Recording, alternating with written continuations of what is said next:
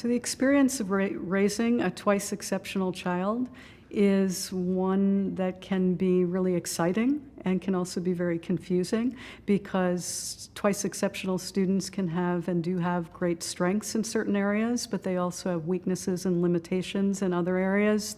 One of the first things I remember about recognizing my son's intellectual curiosity was when he was about 3 years old. And we were taking a trip into New York, and we saw a sign, and it said, "Welcome to New York, George Pataki, Governor." And he was always asking me to read things to him, and maybe that was a precursor to the dyslexia, I'm not sure. When I read the sign, he said, "Well, wait a minute. I thought Christy Whitman was governor. What do you mean George Pataki?" And I explained to him that different states had different governors, and he was fascinated about that and wanted to know what that meant. And then he started asking about different political parties and the ideologies of different political parties. And I remember my son had a great deal of intellectual curiosity. He was continually asking questions, but also offering his opinions and insights about things that he was seeing. And so it was really exciting to see the world through his eyes, and that I couldn't wait for him to go to school, because I thought that it would really tap into all of the things that he was so eager and excited about. And once he got there and we realized the magnitude of the difficulties that he was having, it became quite frustrating and stressful. The first inkling that I had when he was in school was around second grade.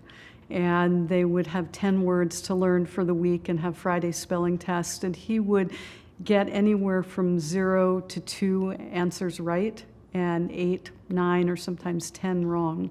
His teachers were saying that he wasn't picking up on the reading in the ways that she would have expected him, given his strengths in other areas. So when I started to discover that my son was having some struggles in school, the first thing that I did was start to read and search the internet and find out what I could to understand what was happening for him and what I might be able to do to help him.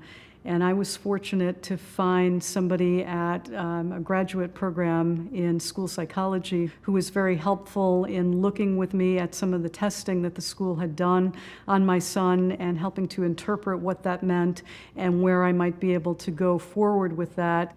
So my advice to parents who have twice exceptional kids is to try to find ways to educate themselves, to try to partner with people who have an understanding of it and have walked that path as well. So whether that's other parents who have been through the journey and are a couple of steps ahead of you, to find out what they've done and what's been successful for them, to find support in your community, physicians, educational specialists, talking to people in your children's school. So I think that going through it alone as a parent can be both very isolating and also very intimidating. And so to find other people who you trust who can be there to support you is of really critical importance.